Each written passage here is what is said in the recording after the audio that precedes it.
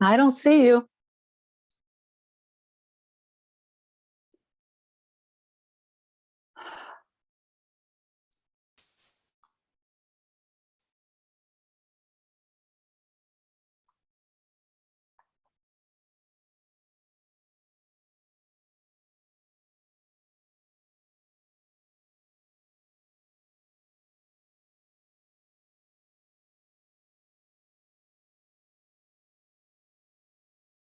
I'm in, Tom. I don't know where you are.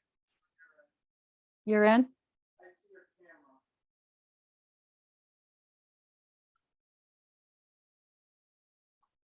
But I don't see you.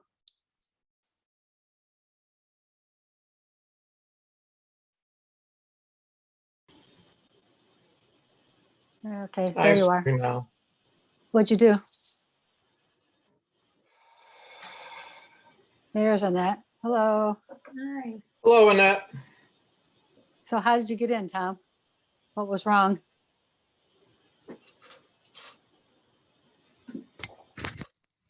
He's ignoring me. Oh. Hello. He needs his ears. Hello. How did you get in, Tom? What was wrong? Well, you remember the time that I told you I get an email from BEX, Gmail, and iCloud? So there was 3 of them. You were already in the meeting, so I saw the red camera, and that's the one I went to. But that was 3rd on the list. So I went to the first 2, and nobody was home. Well, this is the link you gave How me. are So. you? I'm good. You know, what a headache these Zoom meetings are. I need help. I've got myself. Janet and I probably spent 6 hours yesterday, and I was 2 hours today with somebody. At the library? No, a friend of mine from the biking club. Oh. He hosts those travel circles for the metro parks. Yeah. Yeah, so he couldn't even help me.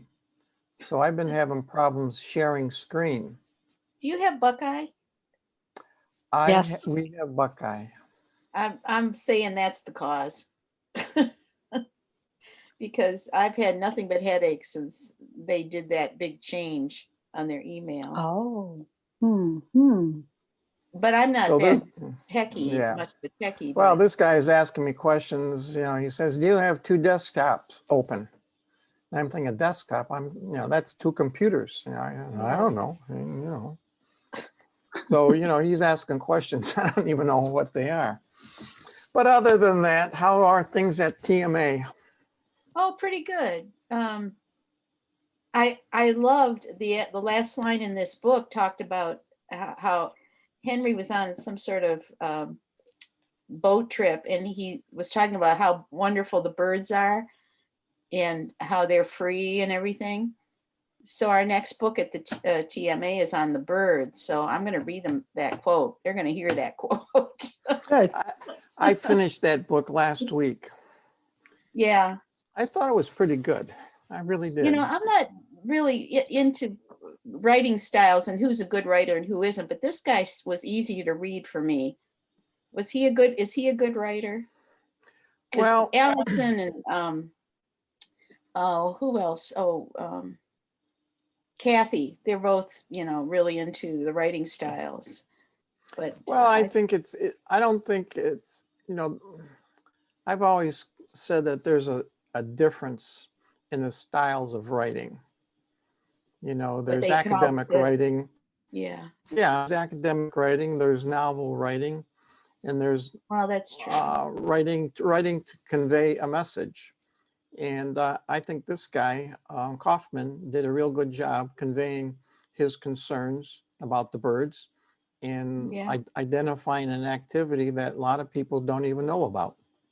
Yeah. So is he a good writer? Well, I understand what he's saying. So I know for it me, was yeah. pretty. And I was a page turner. I'm going, Yeah. do they get rid of those wind turbines or not? You know, like Yeah. And that was really cool, you the know, way that he it was worked right that here. in was pretty good. Yeah, right here in Northwest Ohio. And Yeah. I remember that whole situation with the turbines, and you know, Yeah. people couldn't understand why that was a bad idea. Yeah. But yeah, good for him. Yeah. I didn't know that he was a local guy. That was all new to me. Who, Kaufman? Yeah. Yeah. Well, actually, he married a local girl. Yeah. Yeah. Yeah. But they live in Oak Harbor.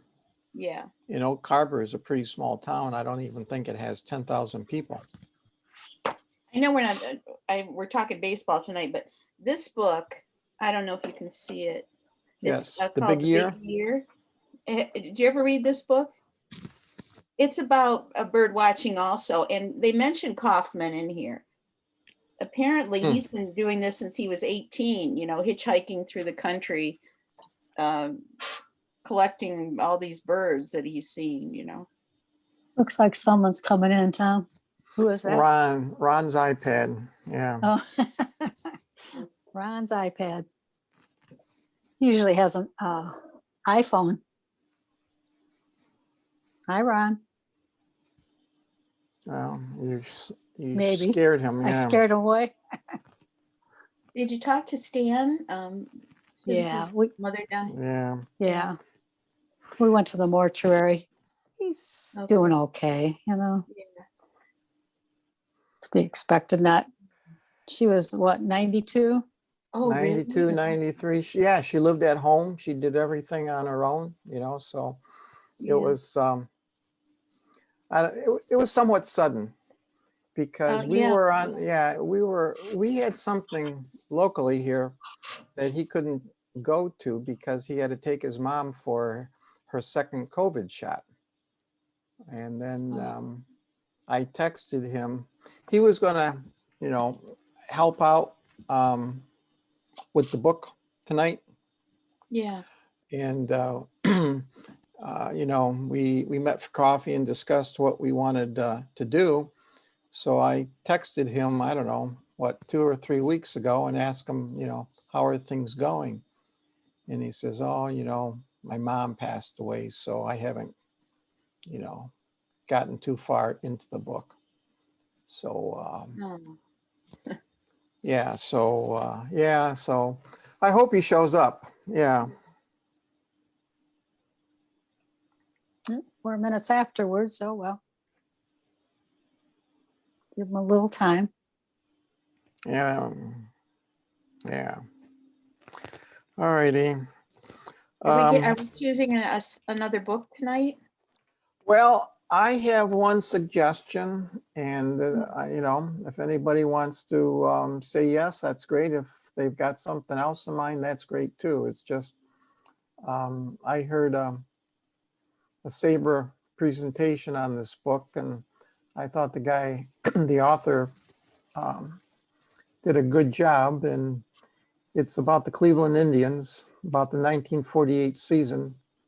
That Oh, okay. Bill Veeck and Bob Feller and Satchel Paige and Larry Doby were all on the same team. And Yeah. I'm sort of a good. Bill Veeck guy. I've, you know, been reading about him, and I Yeah. find him very fascinating. I was just reading one of the teams. Who was it that lost to Cleveland that year? Was that? I think, was it the Giants? Oh, okay. Yeah.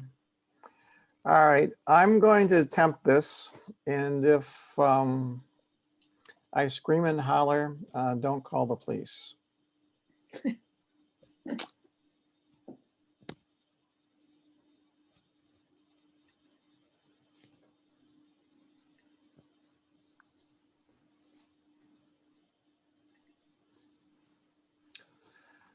Oh, great, great, great, great, great.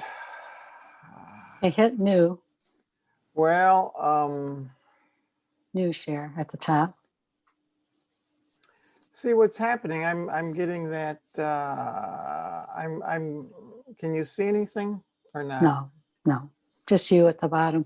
I'm just getting an ad for Zoom. So I'm going to say it's not okay. So you are sharing screen.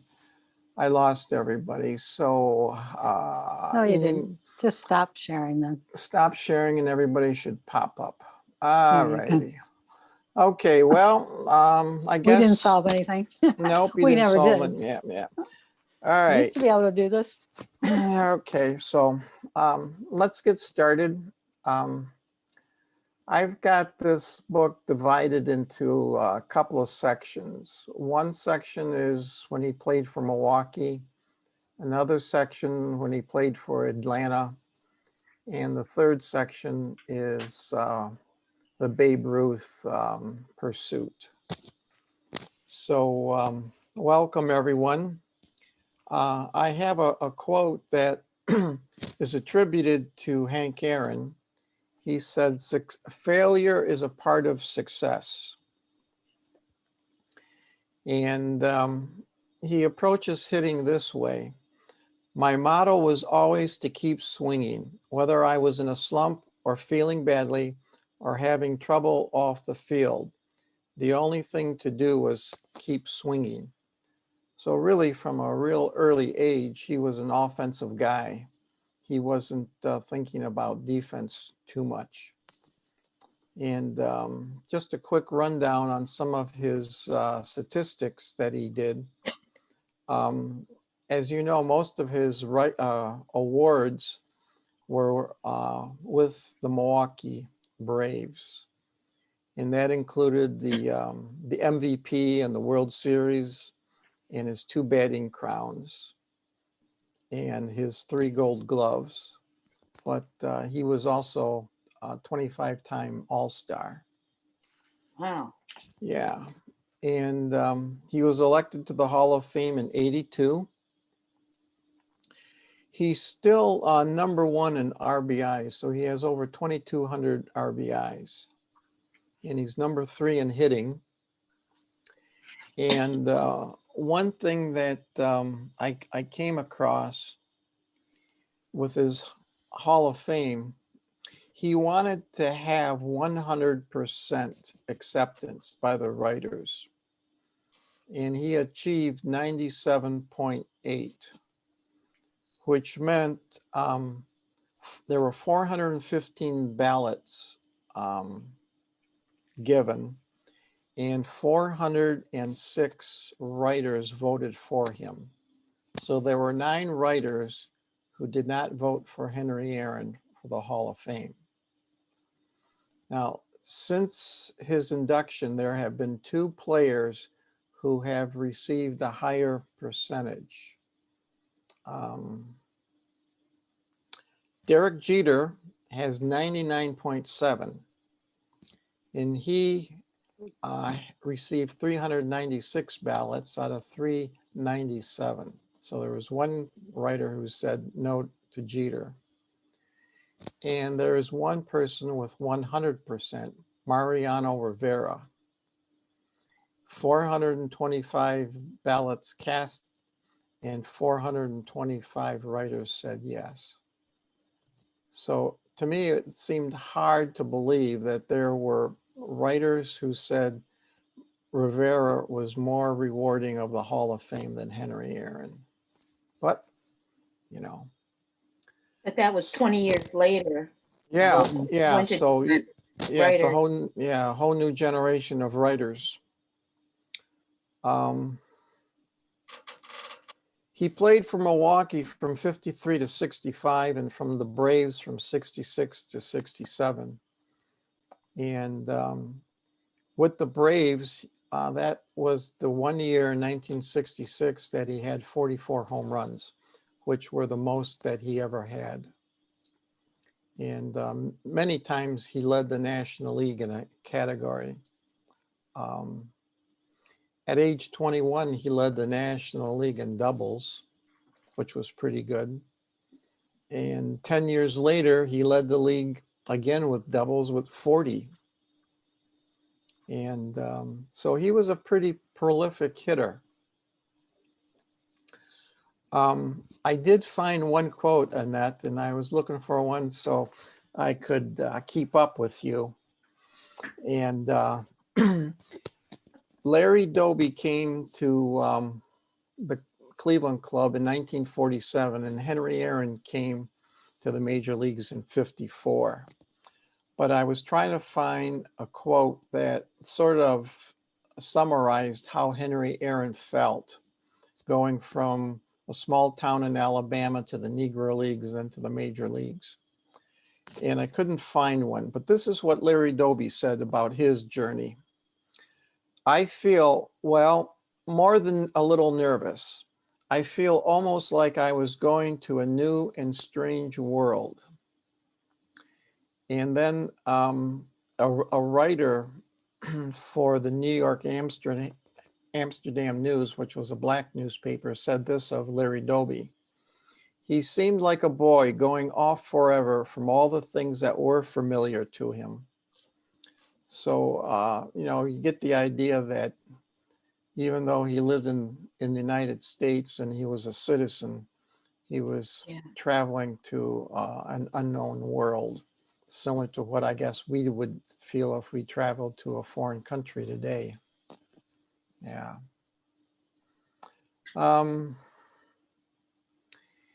And I don't know if you picked it up, but there are two references to our beloved Toledo Mud Hens. Oh, yeah.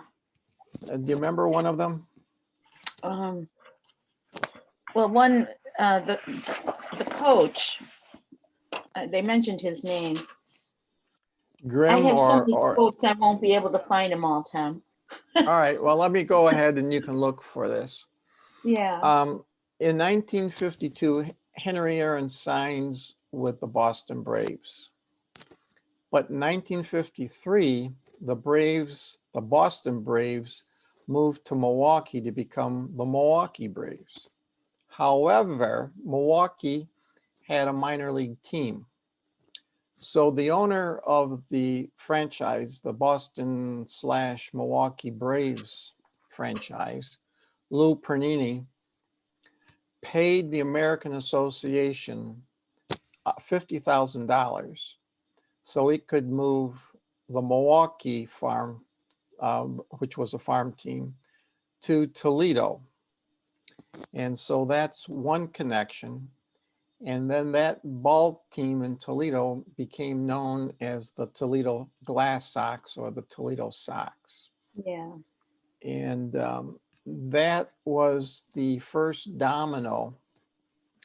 And it all started right here in Toledo because in 54, the St. Louis Browns moved to Baltimore. In 55, the Philadelphia Athletics moved to Kansas City.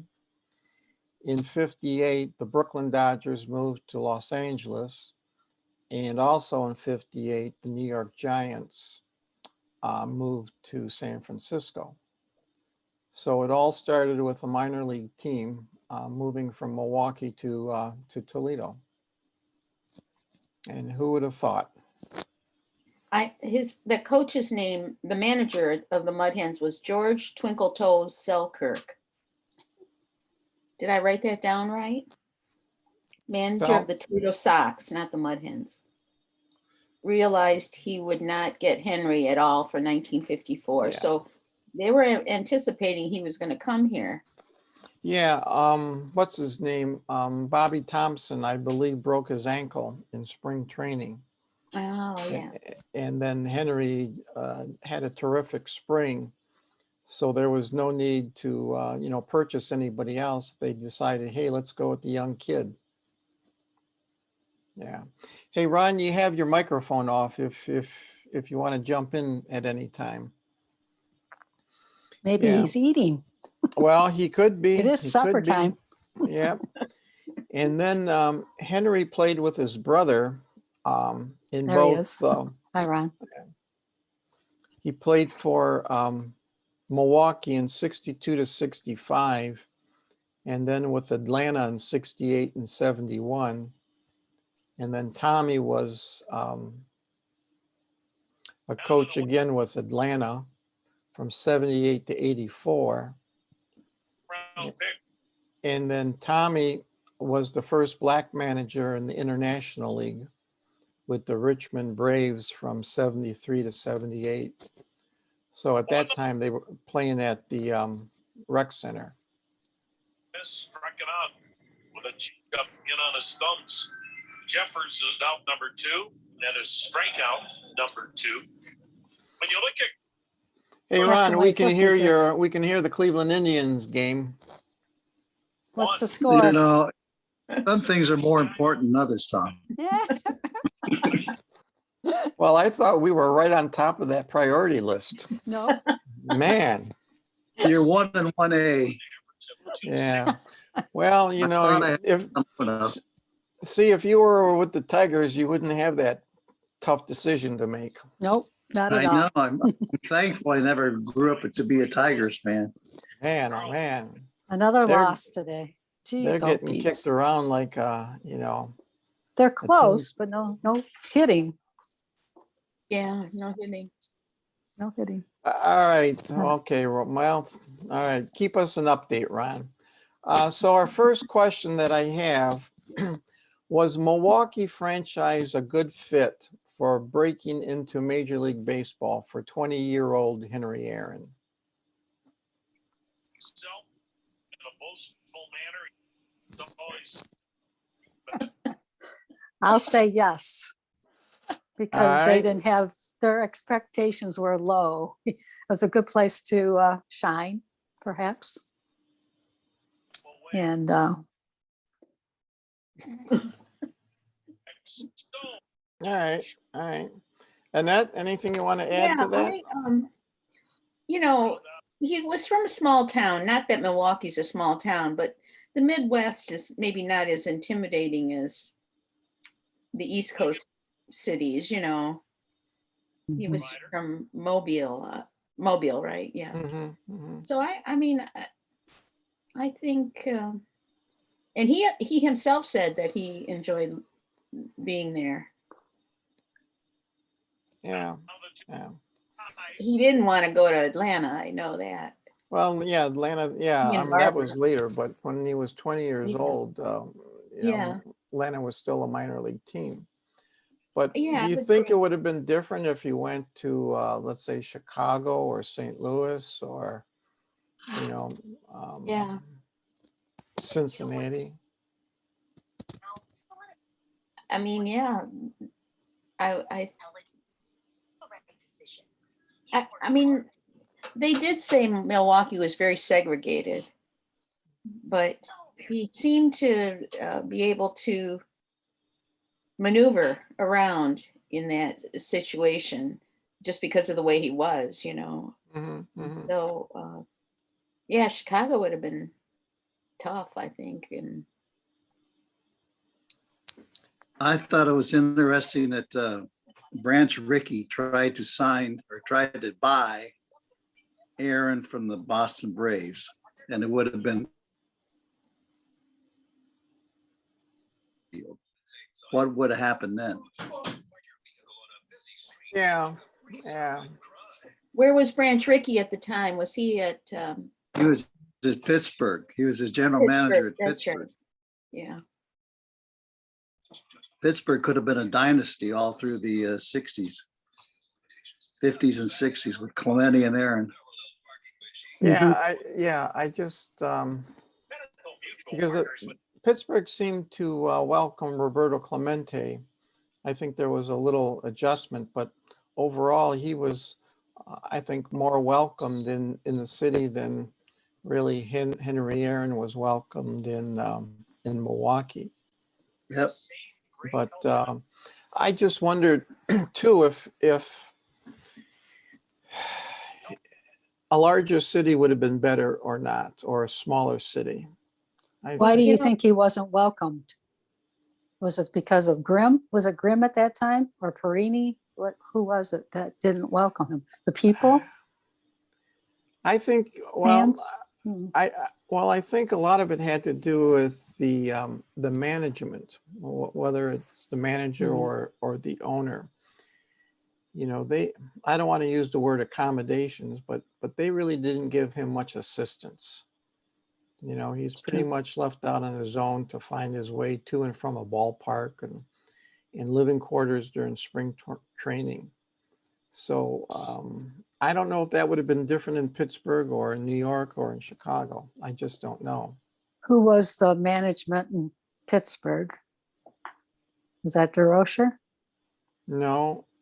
Ron, do you know who the manager was? I think Danny Murtaugh was the manager. It's in there, called strike. In what year do you want to say? In 1953. I'm not sure in 1953, but Murtaugh was a manager in the late 50s. Yeah. I'll look up Danny Murtaugh and see what Mr. Google says here. Murtaugh, M-U-R-T, Hall of Fame. All right. Baseball manager. All right. Wikipedia says he was Kicks and delivers.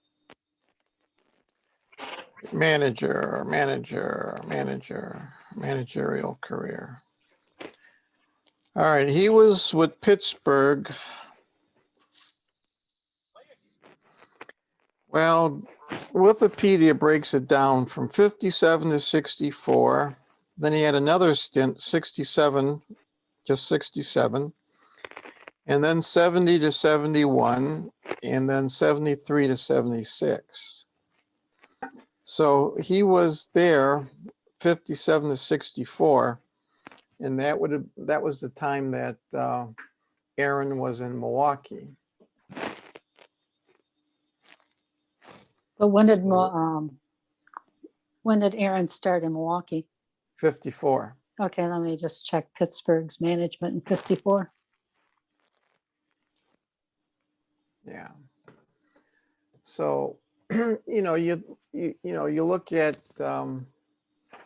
Jackie Robinson with Brooklyn, and a lot has to do with, Branch Rickey. And then when Willie Mays came up, it was a lot to do with Leo DeRocher. And Larry Doby had a lot to do with Bill Veeck. So, I mean, there were management, helping the new black players get accustomed to the major leagues. It says Fred Haney. Fred Haney was the manager in 54. And the general manager was Branch Rickey. For Pittsburgh. For Pittsburgh, yeah. I'll check 55. Probably Haney too. Well, Haney came from he was a Toledo Mud Hen manager. Hmm. Yeah. But he was the early 50s or Yeah. start, I don't know. He was, I don't know. He wasn't the warm and fuzzy guy. He was pretty hardcore. And a lot of He wasn't players. much. What? He wasn't much of a manager. No. So I can't really see him, helping out Henry Aaron too much. Yeah.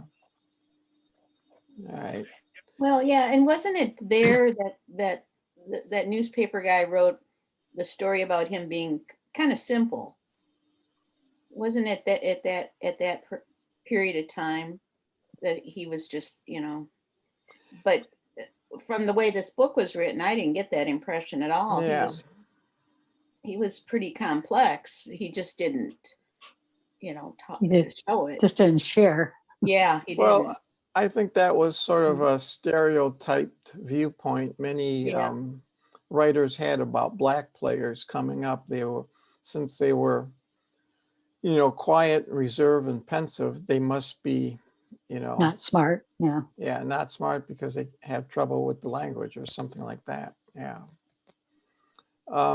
I guess Yeah. along the same lines, another question. In 1954, Aaron's inaugural season, 8 National League teams had minority players, while the American League only had 4. Why do you think the American League was so hesitant to incorporate minority players? Because the owners.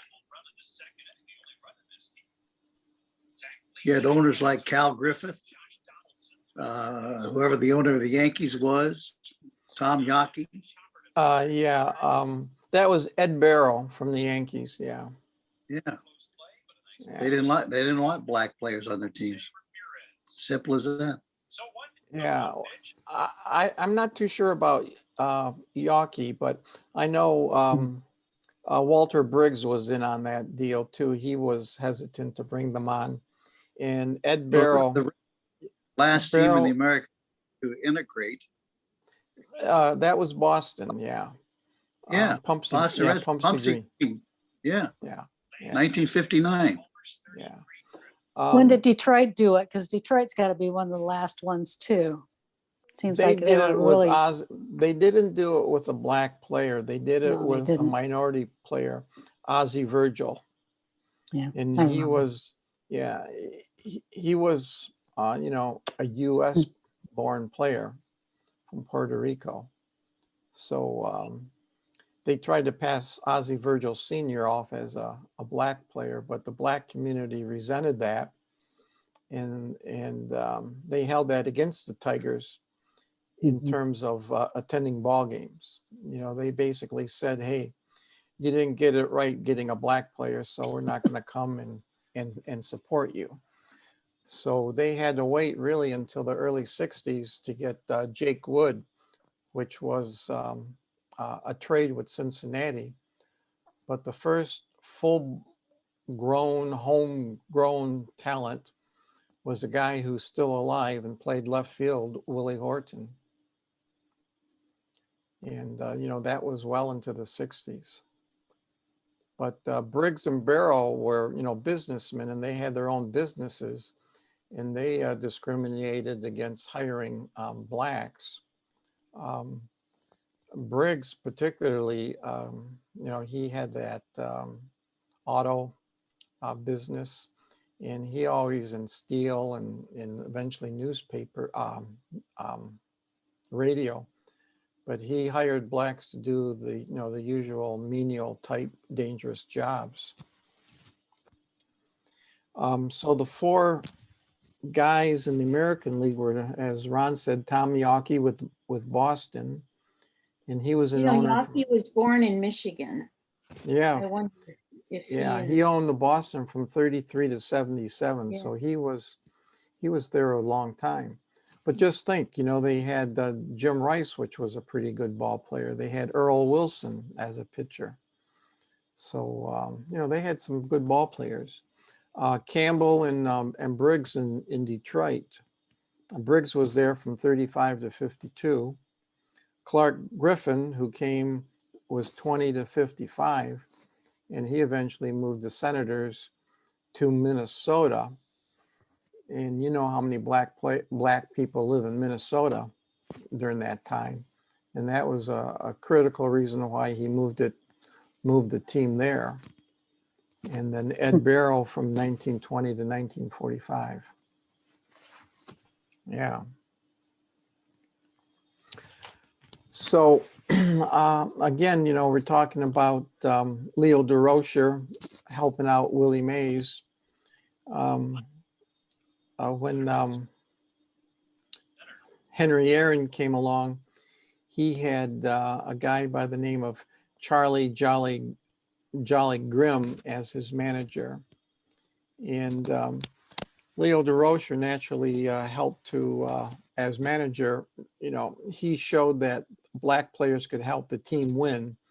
And that meant a trip to the World Series, which meant putting money in your pockets. He was really strong demonstrating that. Charlie Grimm didn't really give that strong stance. Do you think some of those racial tensions could have been reduced if Henry Aaron was playing under a guy like Leo DeRocher or Bill Veeck or even, you know, Branch Rickey? I think so. Sure. Wasn't Grimm kind of happy-go-lucky, or just, I don't know. He just didn't seem like he was too smart in managing his baseball team.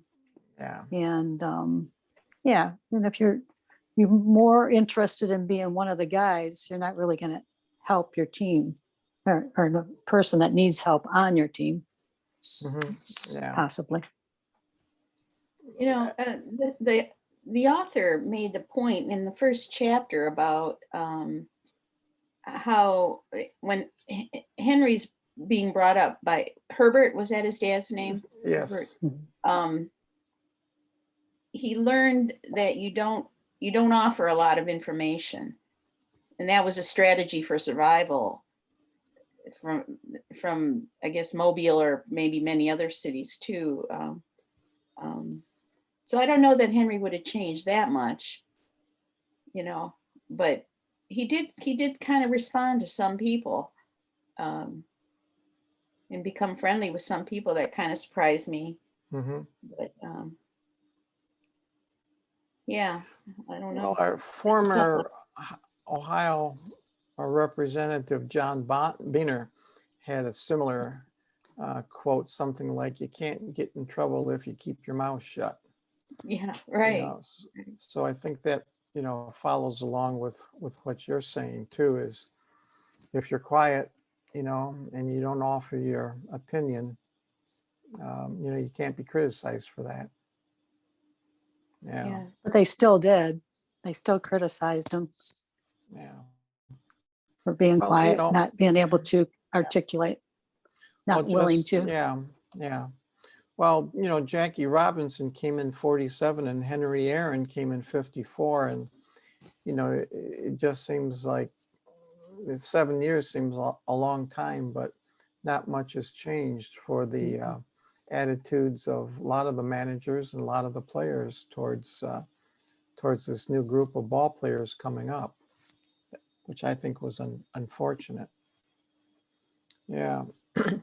Well, you look at that 57 World Series team, and they only won one World Series. And they had, Frank Torrey, Eddie Matthews, Billy Bruton, Henry Aaron, Joe Adcock, Warren Spahn, Lou Burdette, Bob Boole, and Gene Conley. And you would think that they would, have racked up a couple of National League pennants, but what happened? What happened to those, phantom pennants that they never won? Yeah. So, it's just like today, all the teams, they have plenty of stars. I always think of it, California Angels. You think of all the players that they try to acquire, but, they don't have enough Mike Trouts on that team, really. Yeah. Any comments about Willie Mays? And we talked a little bit about Roberto Clemente. How about Willie Mays and Henry Aaron? Yeah, they were contemporaries, so they were often, compared. But I think, wasn't there something about Willie? Maybe Willie said it, or I don't know. He was playing in the Polo Grounds, right? Willie Mays. So I don't know. And so I kind of looked up the dimensions and all the ballparks. Henry played in Milwaukee and in Atlanta, and they were very similar. Atlanta was a little bigger, but Willie Mays, and I don't know what's this. Well, I think the Polo Grounds had that enormous center field, I don't know, like 460 some feet, which was maybe bigger. And he did kind of blame that at one point. I think there was a statement that he kind of talked about that. But I don't know what the ballpark in San Francisco was like. Well, they had the weather. The weather was a factor. No, that's true. Yeah. Yeah, during the day it was somewhat decent, but Windy. at night it got cold and very windy. Yeah, Janet and I were there a couple of years ago, and I mean, literally, we were, it was in the summer, midsummer. We had sweatshirts and caps, and we were cold. We probably could have used stocking caps, a winter jacket, and gloves. That's how. Yeah. Yeah. Yeah, because, that's right off the ocean, and you can see Alcatraz. So you know all those stories about the cold weather there. And the new ballpark is there, or Candlestick Park is where The old Willie Mays ballpark. played. Yeah, Yeah. Candlestick Park. That's more inland, but I know that was kind of windy there too, wasn't it? Well, it was built on shoot, what's the word, where they pile the garbage and they make land out of it? A landfill. Made it on a landfill, which jutted out into into the ocean. It was somewhat like on a peninsula. Were you So they guys could- there too, or were you at? No, we were poor then. We're poorer now, but we sold some diamonds and, collectibles to make the trip. We wish. Yeah. You do. You Yeah. guys do get around. There you go. Well, I'll tell you what, Annette, we've used the SABR conventions as Yeah. a way yeah. to travel. And Mhm. so we try to attend those and see other things on the way there or in that city. So one year, where was it, Janet? The SABR convention? San Diego was our last one. No, but when we went to San Francisco. Was that Jonathan's wedding? In LA, No, we never been In to LA. LA. No, Yeah. and, Long it might Beach. have been Jonathan's wedding. Yeah, it was Jonathan's Yeah, wedding yeah. out that way. Yeah. So, we've gone to the SABR conventions in Toronto, New York, Seattle. Cleveland, Seattle. No, that, Well, maybe no. Seattle was Alaska No. trip. So maybe, Um, excuse me, let's see, Cincinnati, we've been to Chicago a couple of times. Oh, Pittsburgh, Miami. New York. Yeah, Mhm. Miami They always was really have nice towns to visit these Yeah. meetings. We were Yeah. really surprised with Miami. I would like to go back there. I mean, that's a food paradise. I mean, it's such a, diverse population. Yeah. Whatever you want to eat, you can find it nearby. And, they have ships there that are condominiums, so you can spend, $1.5 million or $1.2 million and live on a ship, which is, pretty cool, But Hey, yeah. Can I just say one thing about the 1957 World Series? I got a quote. Okay, give it to us. All right. Okay, Haney chooses Henry to play center field, and sometimes second. Henry hits the pennant-winning home run, and Time magazine quoted Exodus, for Aaron stretched out his hand with his rod and smote the dust of the earth. A biblical quote for Hank Aaron. That's great. I That's love that. Can you see Do him you just think- holding out his Yeah. bat, just like Babe Ruth, yeah, doing the, Yeah, pointing to where he's going to hit it. Do Yeah. you think a writer would use that quote today? oh God, no. No. Yeah. All right. Do you have anything on that riff between Willie Mays and Henry Aaron? Oh, I thought that Hank Aaron always looked up to Willie Mays and thought he wasn't as good as Willie Mays. X number of years later, he says, "Oh my gosh, I'm just as good as he is." And I don't know anything about the rift except that I think it was maybe a talent type of competition. I don't remember. Do they have words? I just don't remember. But wasn't Willie Mays in the Army too? Correct. Didn't he miss a couple Correct. years? So I think Correct. he kind of, he just kind of poo-pooed the Henry Aaron stuff because he played. Well, yeah, in a different I ballpark. think, I think early on, the personalities were different. Yeah. Henry Aaron was a quiet guy, reserved, stuck to himself. And, Willie Mays was a talker, a kidder, a jokester. And I think he got Henry Aaron, Willie Mays got under Henry Aaron's skin a little bit. And in 1957, I guess this might be where the rift started. The Braves and the Giants were playing a ball game, and they were interviewing Henry Aaron. So Willie Mays walks over to the interview, and he's standing in the background. So the camera, you know, you don't see him through the camera's lens.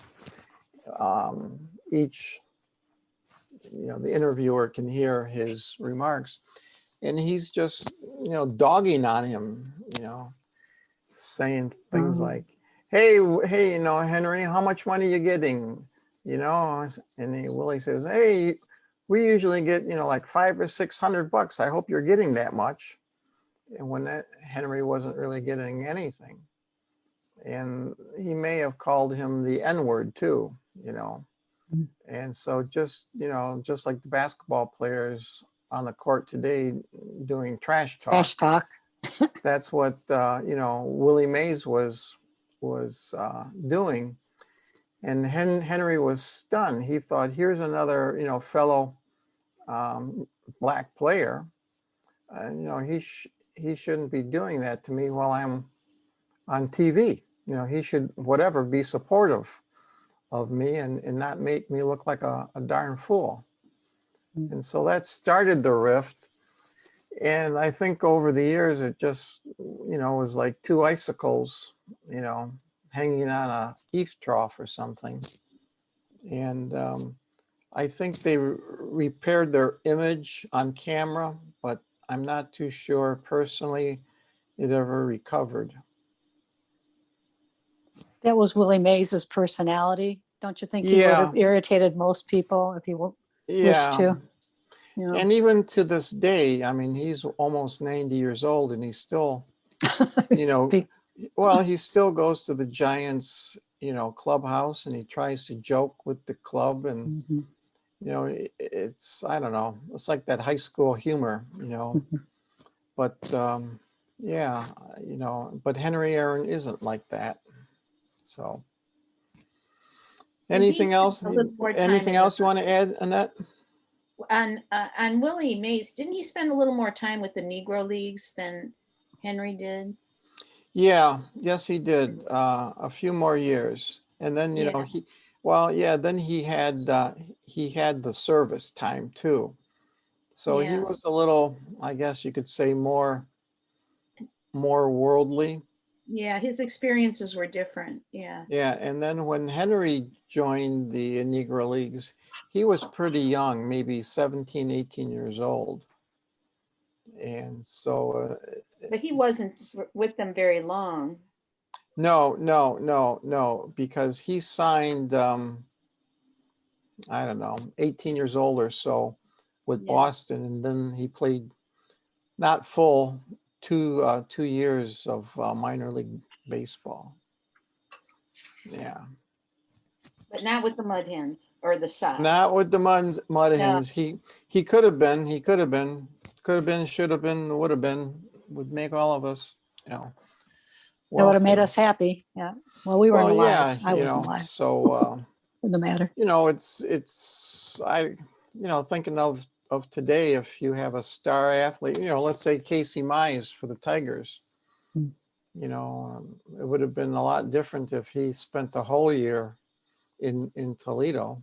I think it would have done wonders for attendance, for example, and it would have been really good for his maturity as a ball player to spend more time. We may see him back again. Who knows? Might see him back. He needs to get it together. Yeah. All right. Anything else we want to mention about his Milwaukee years? Maybe difficulty in buying a house or his first marriage? Well, they were. I thought they had a pretty. They were accepted pretty well in that neighborhood that they moved into. I mean, maybe I missed that, but. Well, yeah, he was an up and coming star, so I think people were glad to see or have a star in their neighborhood. I'm not too sure if they were, everybody. Well, that's true. Yeah. Wish he probably would have been a Caucasian star, but you know, you have to be happy with what you have. Yeah, about his first marriage, I was thinking about Barbara. They had a pretty solid marriage, but that would be a very hard life for her, being a black baseball wife. And also they lost their first, one of their children. So I think the marriage lasted at least 20 years and it just, I don't know, eventually fell apart. That's pretty hard back in the early days to be a baseball wife or a baseball black player, period. That's got to affect everything. Yeah. Well, you know, here she is, just like Henry, moved away from familiar surroundings, thousands of miles away from home. She's a wife now, which is a new role, plus she's a mother. And, you know, her support system is pretty thin. Mhm. You know, taking the kids to the doctor or enrolling them in school or finding playmates, you know, those things are difficult for any parent, but when you're the only, you know, minority family in a neighborhood or maybe in a school, you know, just imagine how many more added difficulties she would encounter. Yeah. Mhm.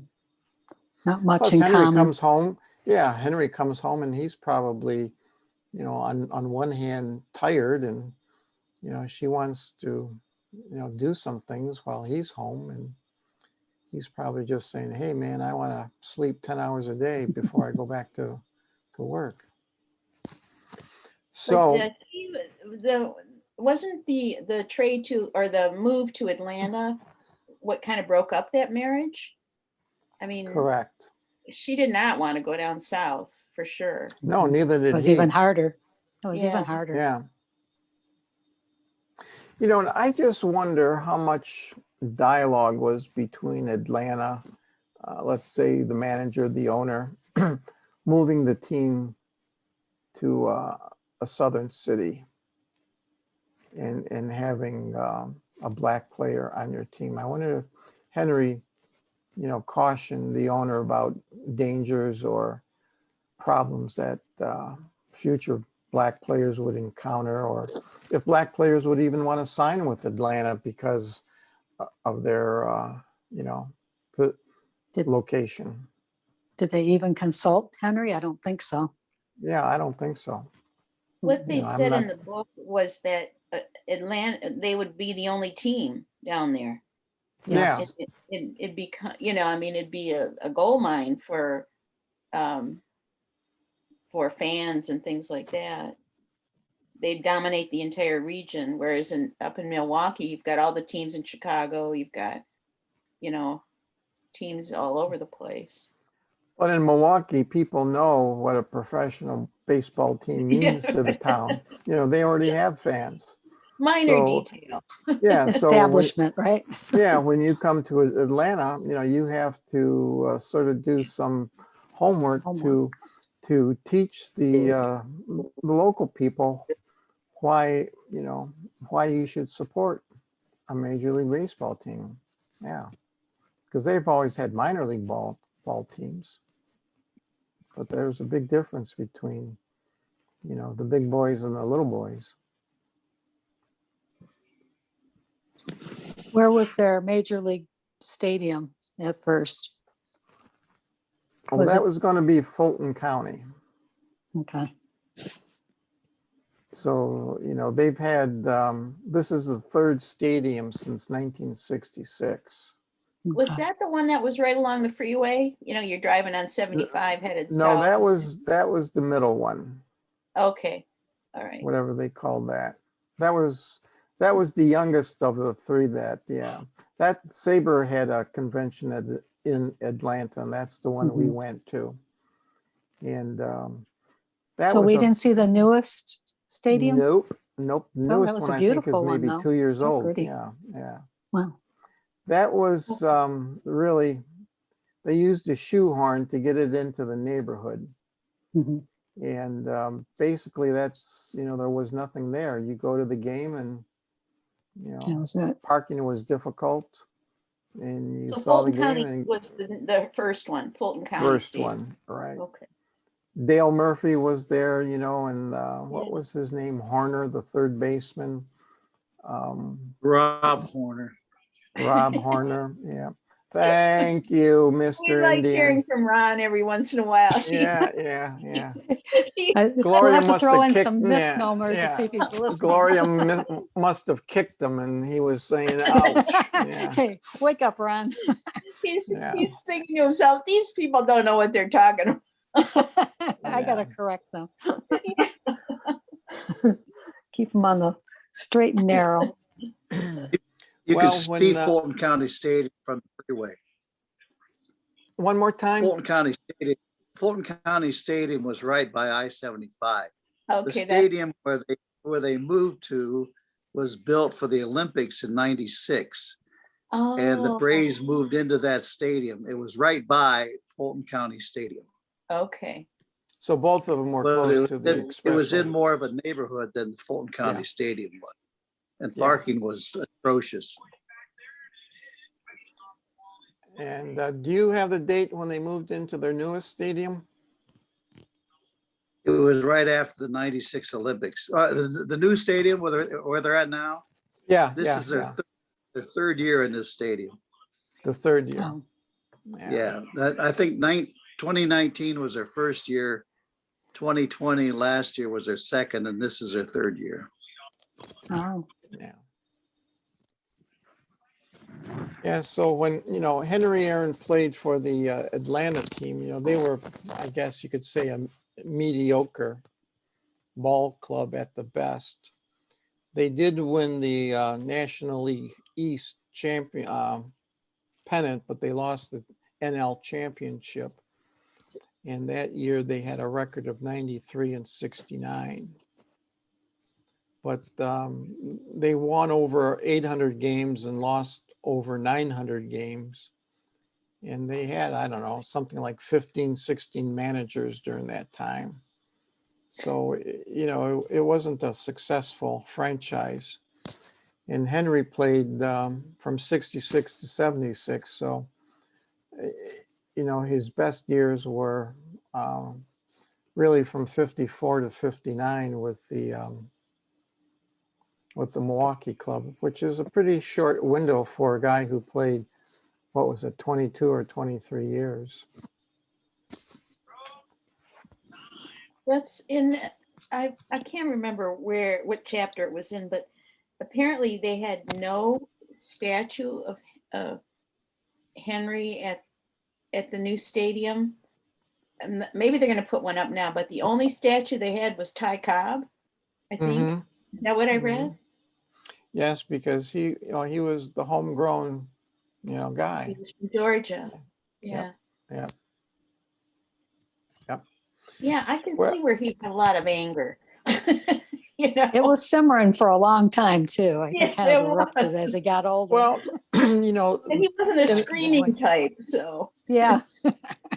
well, the Mets have Steve that inside. sort of screwy situation too. They have their new stadium, and the Wilpons were the previous owners. And Fred Wilpon grew up with Jackie Robinson as the ball player, and his team was the Brooklyn Dodgers. So in the current Shea Stadium Rotunda, there's a huge tribute to Jackie Robinson, including Oh, that's right. a statue. And Yeah, there's maybe that's what I was very, thinking. very little New York Met history. Yeah. Since then, they've added plaques to the wall with the new owners. And I believe they're going to put, it might be a Tom Seaver statue out front. But, that's still, Jackie Robinson is not a New York Met. Yeah. That's right. We read that last book. Yeah. Well, in Atlanta in 1964, they started the idea with the Indian and the, you Yeah. know, the chop chop. Yeah. So in 19, yeah, in oh, you know, a lot of the teams in the 60s and the early 70s were getting into the mascot business. So in 66, Atlanta held a competition, and the winning name was Chief Nakahoma. So their mascot was going to use get that it. name, Chief Nakahoma. And the person who they designated as the mascot was a guy from Michigan named Levi Walker. Is it Odawa? Odawa, Indian? So he was a native Indian, Okay. and he became the mascot. And then in 1983, you know, a man needs a woman. So they had a Caucasian woman named Kim Carlos, and her name was Princess Winalot. Aw. And both mascots lasted until 1986, but the tomahawk still remains. Yeah. So, and what did the Tigers have? Pause. All right. So in Atlanta, Henry Aaron plays, and they have two other minority ball players join the team.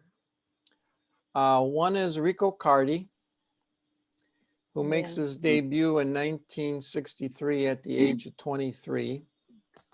And another ball player is Clarence Sisto Gaston, who again makes his major league debut at age 23 in 1969. And a guy who is still on a major league team, Dusty Baker, joins the Braves in 1968 at the age of 19. So in a way, Henry Aaron becomes a mentor to these three ball players, two black and one, I guess we could say Hispanic, who eventually become managers. I know Cito Gaston had the Toronto Blue Jays in back-to-back world championships, and Dusty Baker is still plugging along as the manager of the Houston Astros. And, you know, I think it's often unnoticed that he was, you know, a critical part in their development as a statistician and as not only as a ball player, but also as a potential manager.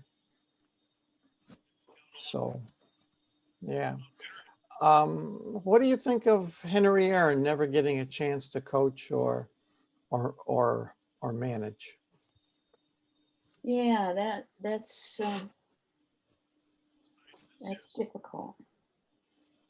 I think he spoke up too soon, saying he really didn't want to do it, trying to offset anybody not necessarily asking him to do it. You know, he didn't, I don't know. What's the opinion of that? Is that he was going to beat him to the punch? I really don't want to anyway. You know, I don't know if he was going to be asked any, perhaps. If you know what I mean. Yeah, I sort of agree with you. It's like you get one of those birthday invitations where they say, please don't bring a gift.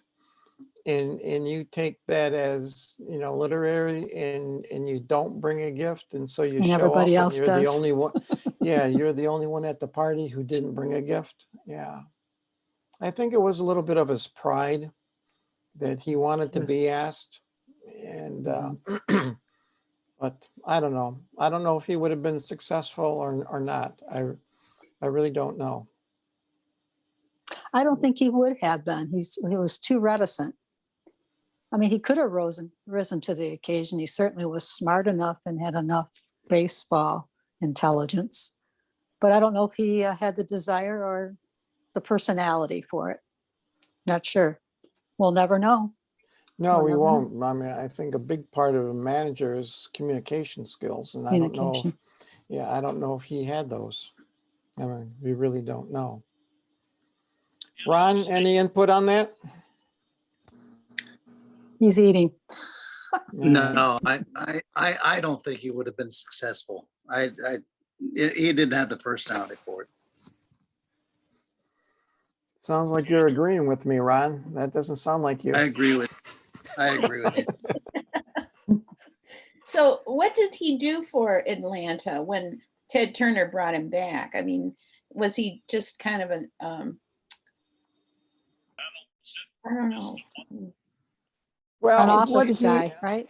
what he wanted Yeah. to do, is to evaluate talent. Mhm. So I guess he wanted to go to the minor leagues and see if the pitchers, the hitters, the fielders, the catchers had the right stuff to advance. I don't know if he actually did that. I don't know how much input he had. I don't know how much he could offer the other scouts, the other evaluators. I just don't know. And weren't No. they using more computer statistics too? That, Yeah, I think he was at that bridge point, Yeah. where they were leaning away from the paper and the pencil type deal to more Yeah, of the, yeah. statistics on a computer. Yeah. But I think it was just one of those jobs, he's a permanent consultant. And I think the first few years he was pretty diligent about showing up and trying to contribute. But I'm not too sure overall how much he did. I don't know if I've read any book that, it says that player and so was heavily evaluated or recommended by Henry Aaron, and here he is today. I haven't heard that. Or he found some undiscovered gem someplace playing ball. Yeah, and it was interesting. He went back and played a couple years for Milwaukee, which is now an American League team, before he retired. And he never really kind of got in the groove there. No, I think he signed, I don't know, maybe age 40. So he played from, let's say, 40 to 42. So, by that time he had put on a little weight, and it went mostly around his stomach. And so, He He worked also like- had eyesight problems, Yeah, right? Yeah, yeah. Why didn't he I wear know. his glasses? yeah. Was it pride or didn't he couldn't get the vision no matter what or what? Well, I think wearing Or what? glasses is a sign of weakness. Well, I'm sure, but there's yeah. contacts out there. Were there contacts? Yeah, sure. Yeah. Well, I'm pretty sure he saw the issues that Willie Mays was having Mhm. when he returned to the Mets and falling down chasing a fly balls. And so I But think he was a DH primarily, yeah, and I don't correct? think So he Henry not going Aaron to wanted be to. defense. Yeah, I Oh, don't so think he that would be a wanted. good reason to come.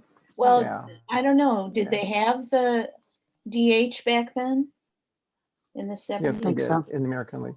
Well, They did have it. Milwaukee was an American League team then. Yeah, for a few Yeah, years. so that he could have been the DH. Yeah. Yeah, yeah. But I have a quote. All right.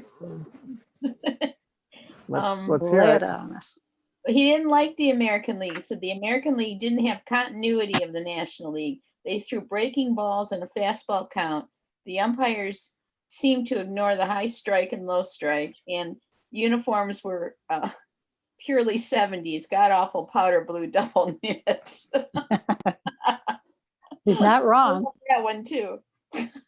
Well, who can remember, who can forget when Boog Powell played with Cleveland and they had red pants and red jerseys?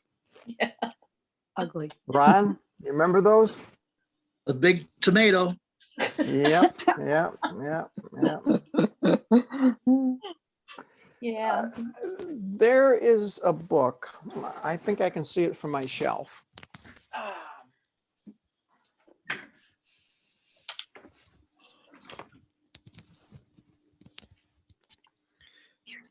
All right.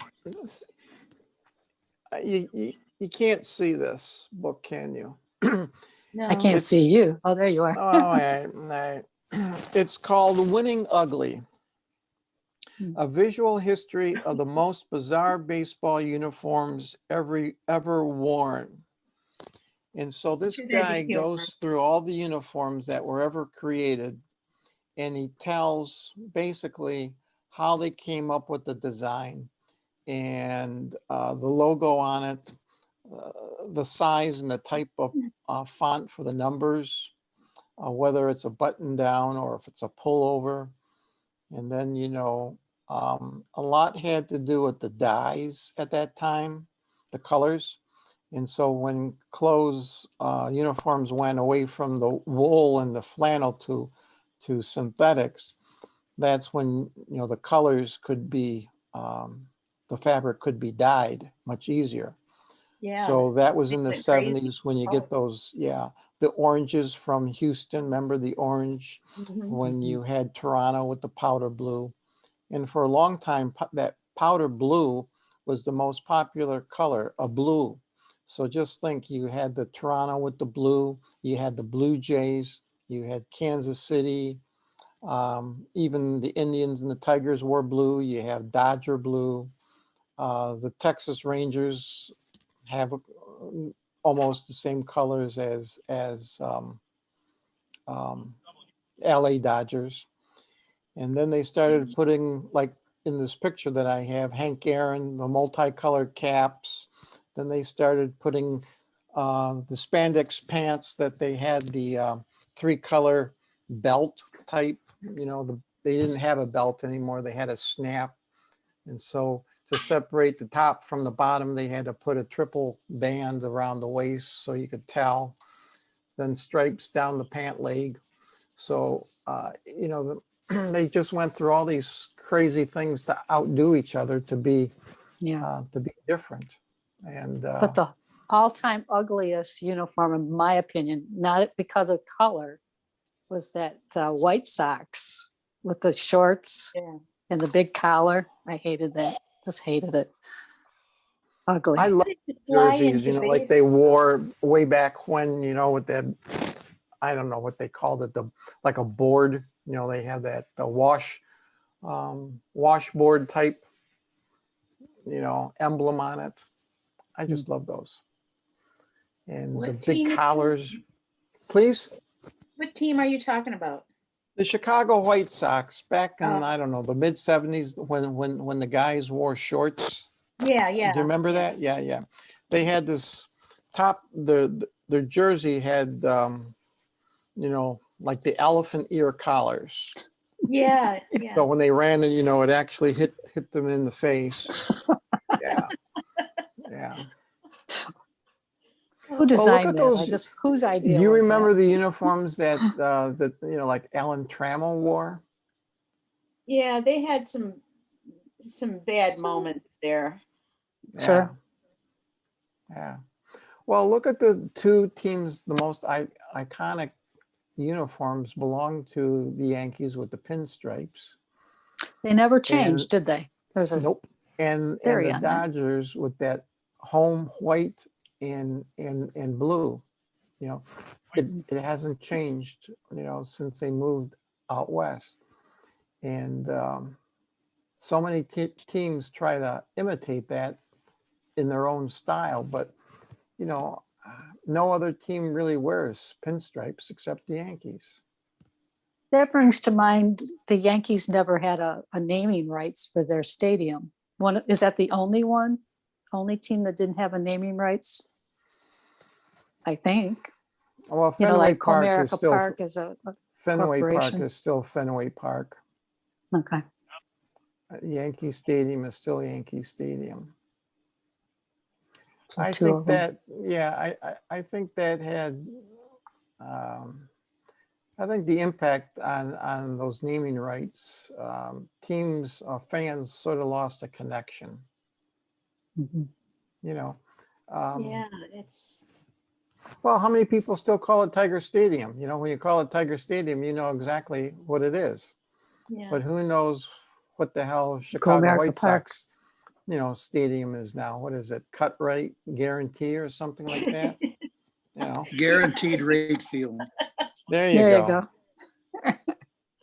I mean, you walk down this, you walk into any bar or sports club or whatever, and ask them for the name of the Chicago White Sox stadium, they won't know it.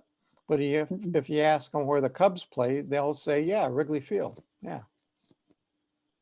And probably most people will call it Candlestick Park because that's what you know, San Francisco, they don't know what the new name is. AT&T. AT&T. Yeah, AT&T, yeah, yeah. Hard throwing All right. right, Ron, here's another stadium. What was the name of the Houston Astro Stadium when they had that scandal and they had to rename the team because the CEO took all the money and the company went out of business? Do you remember that? Minute Is that when Maid they- Park? Oh, I'm sorry. No, no. I think Was it that's what Minute? they before it was called Minute Maid. Starters. I don't know. I don't No, know. neither. All Wasn't right. that a domed stadium? Houston, No, Houston currently or originally? originally, wasn't it domed? Yeah, the Astrodome. The Astrodome. Astrodome, yeah. The All right, here's a 70s. trivia Astrodome. question. Well, Can you answer name the other one. Can you What's name the the other one? two stadiums? Can you name the two stadiums that the owner of the team at that time lived in the stadium? Comiskey Park Hmm. and Polo Grounds. Well, I was going to say Sportsman Park when owned the Browns, but he also lived there at Comiskey.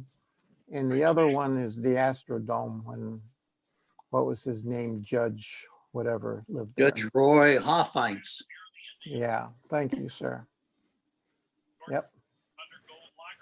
He lived at the Astrodome? I didn't know Yeah. that. Well, he had an apartment. I don't know if, you know, if he spent 180 days there or if he just spent time when he had guests. Hmm. Yeah. All right. Moving on. Yeah. Moving on up.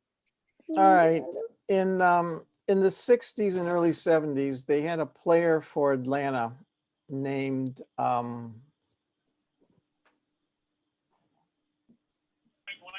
oh shoot, I can't remember his name now. Ralph Garr, pardon me, Ralph Garr. And Ralph Garr always wanted to take time off because of a nagging injury. Oh, Annette knows this quote, I bet. What's right. that? So About the tub quote. Henry Aaron says to him, you can't help the club from the tub. I You missed remember that that one? quote. Oh my God. Oh, Oh. no, you missed that one. Thank you, Annette. I got one on you. All right. All right. So let's talk a little bit about, does playing injured help the club or not? I do not think a player should play injured. I'm just saying it can get worse. I know a lot of people disagree with me, but it's my opinion. Well, when does the little ache become, too big of an ache to say, hey, who makes that evaluation? Well, maybe between you and the trainer. It shouldn't be made lightly, but you got to remember, you got to know your limits too, and you got to know your injury. Some Yeah, that's- players try to play when they shouldn't be playing, and they're not doing their team any good by doing that. Just because they don't want to be taken out of the lineup. Is there something in I their could see both. union? Oh, I'm sorry. No, Is that's there okay. something in their union contract that says when they can play and when they can't play? I mean, Hmm. because back then it seemed like players just played before they had Mm-hmm. the unions, Well, But, look at Miguel Cabrera, for example. He came back from a 10-day. He was on the DL for 10 days Yeah. with Strained bicep, was it? strained bicep. All right. It hasn't been disclosed how serious that was. So when does Miguel say, hey, I can suck it up, buttercup, and play for the team? Or when does the injury actually become significant enough to go on the DL? yeah, I don't know. I think Miguel will play if you let him. I think they have to restrain him. Say, nope, you're worth too much. Because well, just think of the times that we see a manager going out to the pitching mound during a game, and there's a tough, pitcher's going through a tough time, and often it's a question of does the pitcher have enough in his tank to finish this batter or this inning? And so the manager asks the pitcher, hey, can you get one more out or two more outs?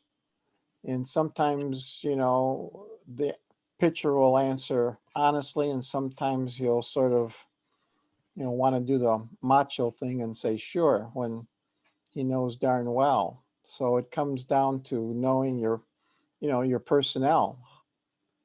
But, it's sort of hard when it comes to an injury. For example, did Miguel have an x-ray? Did he have an MRI? Is that the final verdict? Yeah, we'll never know. No. And so Henry Aaron was pretty lucky in his career. He had very few injuries. Yeah, I was going to say that. I didn't see any injuries. I don't have any quotes about injuries anyway. No. I mean, he had, as far as I know, no broken ankles. Yeah. I Yes, he know did. He broke Yeah. an ankle. he He broke an did? ankle. Yeah, Yes, early, he did. sliding, I think, into second base. Or maybe it And was that was first one or second reason why, season. yeah, that's one reason why his stolen bases, never, He always played in the outfield. Or- Yes, there were times First he had base. some time at first base, and then when he Okay. went to the American League, the DH. But yeah, he was always a right fielder. Hmm. So he had, a strong arm like Roberto Clemente or Al Kaline. Except for the time when, was it Haney that wanted him to play center field and bat him second? Yeah. Kooky. All right. Here's that Houston Astro Stadium name. All right. I guess it's currently called Minute Maid Park. It was previously named the Ballpark at Union Station and Enron Field and Astros Field. And I was trying to come up with Enron.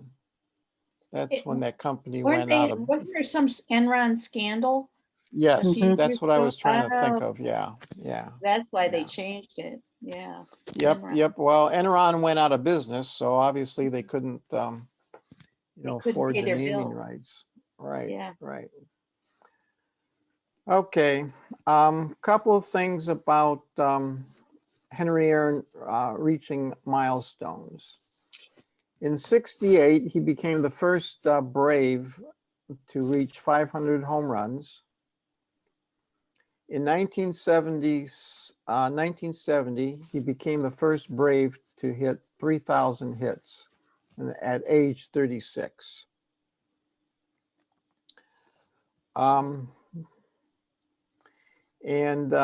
Despite, here's part of our question here. So despite hinting that he would retire after this 3,000 hit milestone, Aaron continued playing and focused on breaking the home run record. Do we know what changed his mind or why he changed his mind? Didn't he want to be immortal? Perhaps a new goal. I don't know. He thought he could do it. Do you have anything in your tank about that answer? Yeah, I don't, There's no, I don't. also, and you get Granville Reyes that followed with an RBI single to right. If I'm not mistaken, maybe Ron knows the answer, but I believe in 1970, when he reached 3,000 hits,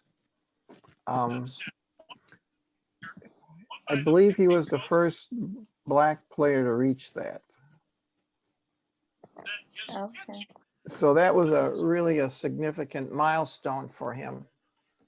So, you know, Ron, do you agree with that? Yeah, I agree with that. Yeah, thanks. And I think he was looking for another challenge, and the ultimate challenge, or the supreme record, was one held by Babe Ruth. And so I think he said, hey, if a black guy can get 3,000 hits, why can't a black guy hit 714 home runs? So, and then, And you know, in that order, go ahead. Jimmy Carter had the state prisoners work on a license plate that said Henry 715. There you go. There you go. Jimmy Carter was big in his life at some point. I find this stuff interesting. Yeah, there's a lot of cool history. Yeah. Are you practicing to be on Jeopardy or something? She probably would good. Yeah. So in order to go from a 3,000 hit guy to a 700 plus home run guy, he had to change his batting swing. So he had to give up, you know, like swinging for doubles and singles, and now changing his, what we call today, his launch angle, to lift the ball more into the air. So I guess a question would come about, does this mean that Henry Aaron was no longer a team player, but played only for himself and the record? Okay. 'Cause Perhaps. remember those teams that he played for in Atlanta were terrible. So there was, you know, outside of 69, there was, you know, 69, he reaches 3,000 in 1970. So they've already won their pennant and they just become awful teams. So there's no, you know, incentive to play for first place or a playoff position. So, hey, why not play for myself and hit a record? So he becomes more of an individual player. That's a tough one because, I mean, you might be able to advance the runner if you aren't swinging for the fences, Mhm. but Well, True. But true. if you swing for the, yeah, that's true. That's true. but Yeah. But if yeah, you do connect, there's 2 runs. that's in, I don't know, boy. You could Yeah. have a good debate on that. Yeah, I just think, you know, if he were on another team, a competitive team, you know, Yeah. his chase might not be as I don't know, strong as it is with a second place team. Yeah. Yeah. He might not Right. even be in the lineup if you know, they might need somebody faster that can steal bases or Mhm. you know, it just I don't know. It's true. Well, you know, by that time, you know, when he started to close in on Babe Ruth, that's when he began to receive plenty of racial hate mail. And some of that hate mail sort of stirred an emotion in him to be more of a civil rights activist. But I may be, my memory may be failing me, but I don't remember very much of his strong, you know, civil rights talk or appearances, things like that. I just don't remember any of that. But Because I don't think he did too much. but I'd like to read. It's from Peanuts of all places, and Snoopy is on his doghouse, and Charlie Brown brings him his mail, and he has Snoopy has a letter. So he opens up the letter, and I'll read what the letter reads. Dear Stupid, who do you think you are trying? Who do you think you are trying to break Babe Ruth's record? Why don't you go back to where you came from? Drop dead, get lost. Sincerely, a true baseball fan.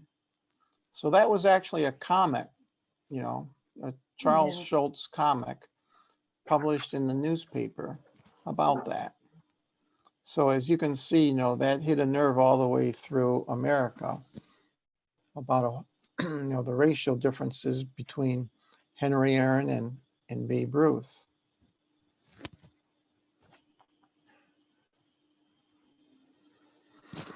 Well, All he, right. they did say something about his backing Hubert Humphrey. Correct. He didn't like Kennedy, and Jackie Robinson didn't either. And it said because he courted the Southern Democrats too much.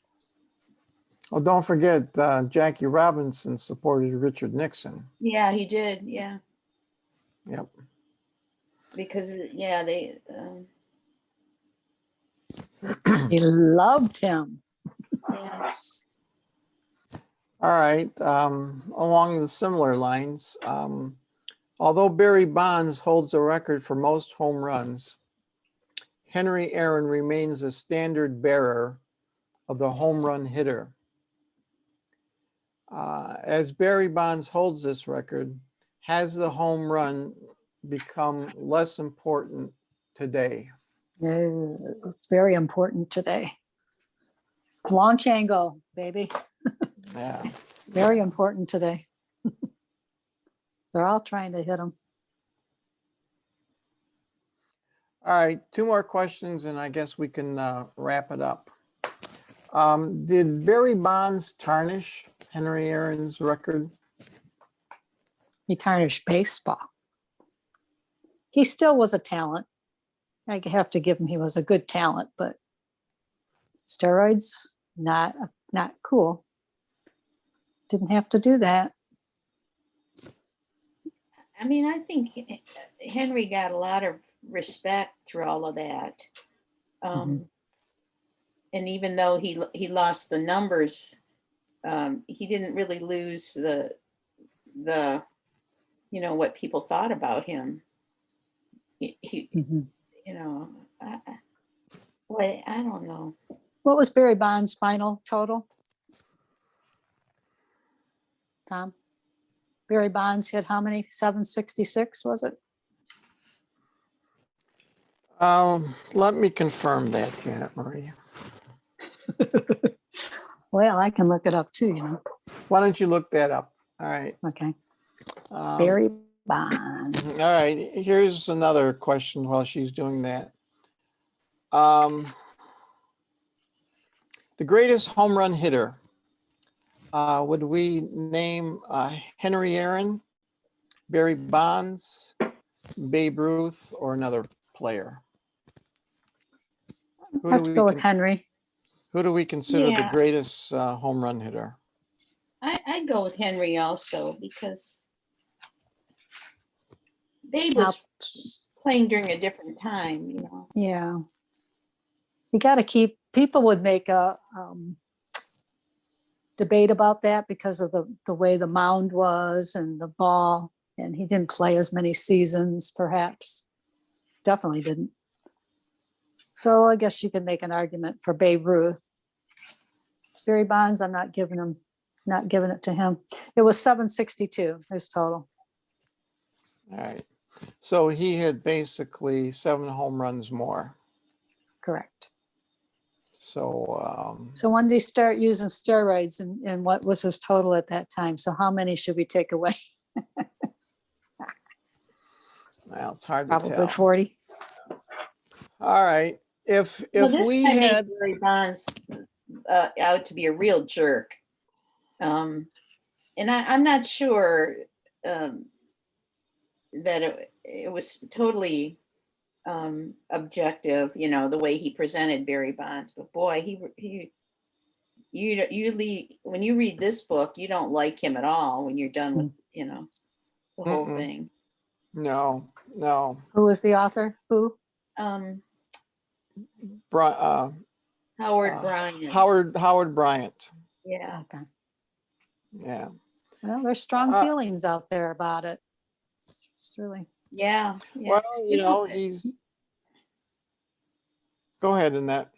Well, you don't hear much from Barry Bonds anymore. I mean, and this book was written, what, 10 years ago? So Well, one year. maybe he wouldn't, you know, really be that much of an issue. 'Cause- One year, I think it was, I can't remember the manager, but the Miami Marlins hired Barry Bonds as their assistant hitting coach. Yeah. And he lasted 1 year. Yeah. And I think the manager was a second baseman, a former second No, baseman. I can't recall if it was during Don Mattingly's time or not. Yeah. Yeah. That's what I'm trying to think of. But, you know, he just wasn't very effective. You know, not too many people went to him. He wasn't always around when he should have been, let's say. So that was supposed to be Barry Bonds' like introduction or reintroduction into baseball. Something similar to what Mark McGuire had when he was hired as a hitting coach. So I guess my last question is if we had to have a baseball Mount Rushmore, who would the 4 ball players you would nominate to have their images carved on your Mount Rushmore? I don't know. That's a pretty lofty. All right, I'll go with my 4, and then you can think about it and add. I would naturally include Henry Aaron, Babe Ruth, Hannes Wagner, and Cy Young. Those are pretty good. I don't know about Honus Wagner, though. Oh, well, what don't you know about him? I wouldn't put him up there. He's a pretty nice guy. Yeah. I'm glad. All right. Oh, so And Don Mattingly was a first baseman. first base, yeah, for the Yankees. Yeah, Okay. I See, always thought he was I'm pretty he's fickle. I left-handed. mean, He's every time we read a left-handed. book about somebody, then, you know, he's my favorite. So I couldn't be that objective to come up with 4 guys. Would you agree on Henry Aaron? Yeah, I think he definitely, he's worthy. yeah. Babe Ruth? Mm, Yeah. Yeah. All right, so you're halfway there. Well, Cy Young would deserve it too. What'd you think? I mean, they named an award after him. Come on. Well, don't forget Henry Aaron has an award named after him. Who? Oh, well, I mean, sure. But it's No. kind of, that fizzled, didn't it? Are they still doing that? They're Award? still doing it. I think it was one of those Okay. cases where we got this incredible athlete and we don't have anything named after him. So let's come up with Yeah. something. Oh yeah, let's call it the hitting award. But you know, they also give a silver bat award and you know batting crown to the guy with the highest average. So you know they have 2 awards for offensive players. So what's the need for a third one? Yeah. Yeah. So I think that's why he, you know, in a way, I think that's a slight. And he's been slighted, you know, many times over. Yeah. He All right, has. Janet, would Bud you agree Selig tried with? to be real nice to him. Bud Selig and Ted Turner did too. Oh, sure. Yeah. Yeah, Bud Selig for sure. Yeah. He was a Well, nice man, Yeah. but ineffective commissioner. yes, he was. Well, you know, Ted Turner tried. I don't know if they tried to help him, but Ted Turner, I think, sensed that there was some commercial value being nice to Henry Aaron, maybe both in public and in private. And I think Bud Selig also recognized the fact that, you know, if he was nice to Henry Aaron, maybe he could sell more cars in Milwaukee. So you know, they both promised him lifetime jobs that sort of fizzled. But and Henry Aaron, I think, relied a little bit on those ideas too much. Yeah. Well, So and Ted Turner was not a baseball insider, you know, so he kind of did things differently anyway. Although Bud I Selig, agree. yeah. Well, you know, a little bit like Bill Veeck, you know, you had to be somewhat original.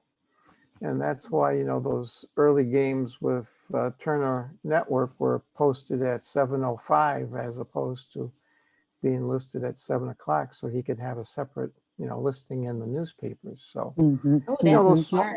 That's right. yeah, you know, some of those things he was outside the box. Yeah. Yeah. Yeah. Any ideas for the next book, Tom? Did you have anything brewing in your mind? I've got one book. It doesn't have to be the book, but it's just a book. It's called Our Team. And it's again with Larry Doby, Satchel Paige, and the World Series that changed baseball. Is that the one where you saw listen to it on SABR? The author? Yes. Okay. Yes. And the author is Luke Epling, Epplin. And that's my That sounds familiar. suggestion. Did he write some other baseball books? Epling? I offhand, I'm going to say yes. I don't have the titles at my fingertip. But one of the locals, not local, but one of the SABR chapters had him as a guest.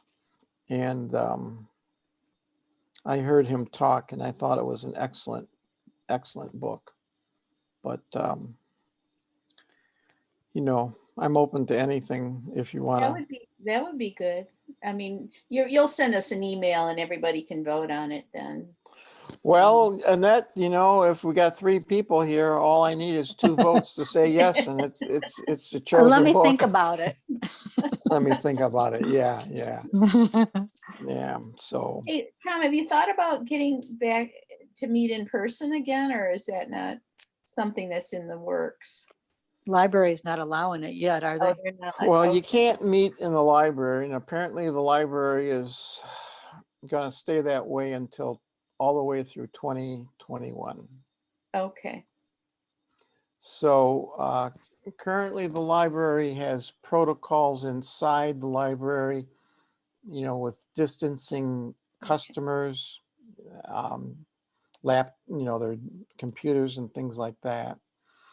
And what they've done behind the scenes, that they had one like giant room where they get the books, from when people bring to return books. Yeah. They had one room to do that. In the same room, they had their individual librarians had their workstations. And in that room, they also prepared books that had to be shipped to other branches for pickup. So what they've done, they've taken the two, I guess, rooms, you could say, that they've used for meetings, public meetings. They've Oh, okay. divided those workstations and eating areas for the librarians, plus that big room that they originally did all their work. So now, rather than one room, they have three, and that keeps all the employees 6 feet apart from each other at all times. So the bottom line is, when that 6-foot distance requirement is lifted, then they can go back. Okay. I just thought, Yeah. that Now, You get more not people. Some everybody's people aren't into tech savvy. doing. yeah.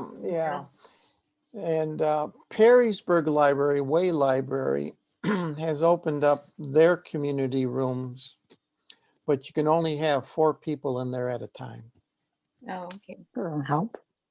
Well, for example, they've also made it, if there's a Zoom, for example, and you don't have a computer, you can use their computers for a Zoom session, but only 4 people in the room.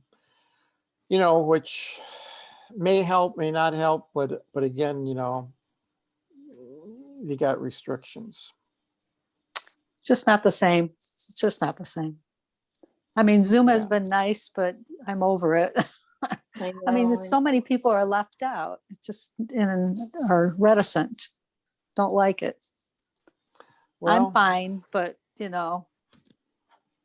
I still like to see people in person for sure. Yeah. And you would get more You could people. do some of I those would. road trips that you plan, yeah. Yeah. For sure. Well, you'll have to go to the Hall of Fame again, your road trip. Yeah, Yeah. that was pretty cool. Yeah, I'd like to go back. Well, I So, think I said if Lou Whitaker gets in, then maybe I'll go.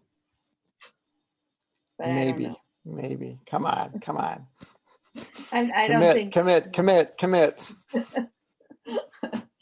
Well, do you think he has a chance? I don't know. Nah. I'm not sure why not, but I just, I don't know. All right. Okay, Janet, any last comments? No, I'm good. All right. Good Good to and go. That was a good, Good. I enjoyed that book. I just want to say, Yeah. I did enjoyed it. too. It was good. I really like him Mhm. from that book now, I mean, It was a I- little snarly at times, but I thought Yeah. it was just a really good book. Passive aggressive. Yeah, there you go. There you go. How long did But- it take you to read that, Annette? That was a I pretty went thick through book. pretty fast. You did. Well, good. Yeah. Because like I said, I think, I think he was a pretty good writer. I Mhm. mean, Mhm. easy to read anyway. Yeah. I agree. All right. Anything the- else? One more thing, that SABR meeting, or no, it was the Hall of Fame meeting that we listened to. They had the 5 Hall of Famers from Mobile. They talked about Mhm. Satchel Paige, Willie McCovey, Billy Williams, Ozzie Smith, and Henry. Did you know that there were 5 Hall of Famers from Mobile? I didn't know that. No. Yeah. Well, that, That's pretty good. One little town Mhm. like that, 5 Hall of Famers. It's interesting. Yeah. and they're all, Okay. yep. Well, good. Well, good. Thank you for bringing So that you up. send us the email, and if I think of a book, I'll let you know. All right, okay, I'll hold off for a couple of days and then, Okay. and then I'll put these 2 books out then, or 3 books, whatever. And But that, then, the book about the Indians sounds good, 1948 World Series. yeah. Yeah. I did a little checking. The library has, I don't know, 3, 4, or 5 hardback, but Search Ohio has plus 20. So, you know, getting a copy is, hardback wouldn't be that difficult, but, you know, you'd have to work through Search Ohio to do that.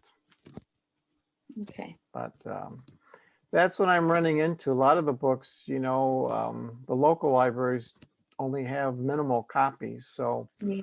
luckily, you know, Search Ohio really increases the inventory, but it's an Mhm. extra step. All right. Thank you, Okay. Annette. Thank you, Yeah. Janet. Stay All safe. right. And No, thank you. You do all the work. yeah. Well, you're looking at her up there in the Yeah. corner. No. Okay, All I'll right. talk to you later. All right. Bye. Bye. Okay. Bye-bye.